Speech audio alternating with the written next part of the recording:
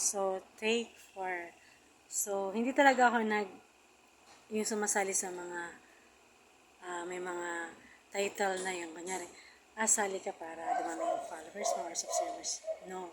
Gusto ko ako lang mag-isa para pag nagsahod ako, so wala akong isipin na may hatian ako or what, diba? So, ganun ako eh. Gusto ko, ako lang yung sarili ko para mapatunayan ko na I am self-reliant and then independent.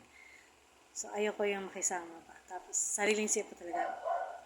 Nagpasalamat talaga ako sa mga lahat ng subscribers ko, lalo na sa aking mga customers, sa tindahan. Tapos, pag may dyan sa tapat namin yung parang shooting, lahat ng mga crew, mga cameramans, mga assistant. So, pinapasubscribe ko sila sa akin.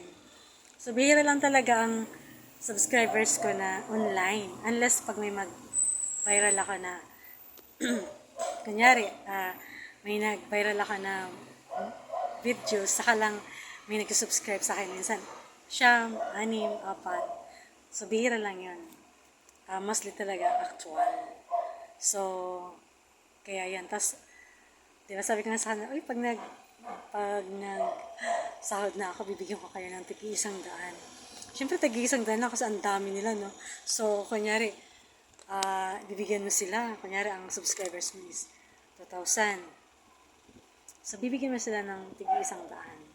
Diba? So, paano kung ang sahod mo lang is depende dun sa sa commercial na pumapasok sa'yo. Tapos, kapag na-monetize ka na, and then, yun. So, diba? Buong panis, tapos nakita mo yung effort mo, tapos yung hirap mo, tapos sumasahod ka na. O, diba? Tapos, mag-imama na ako sa YouTube. Mapakasawa ka na yung mahal ko. So, boom, panis. So, diba? Kasi, syempre, rich yung mahal ko. Kailangan rich muna ako bago. Ibig sabihin, kailangan more than rich him. Diba? So, ganun. Kunyari, yung pera niya is 50 million. Dapat yung pera ko is 100 million. So, ganun lang yung guys, example, diba? So, para hindi ka matahin ng nila. Oh my gosh, panis. Tapos,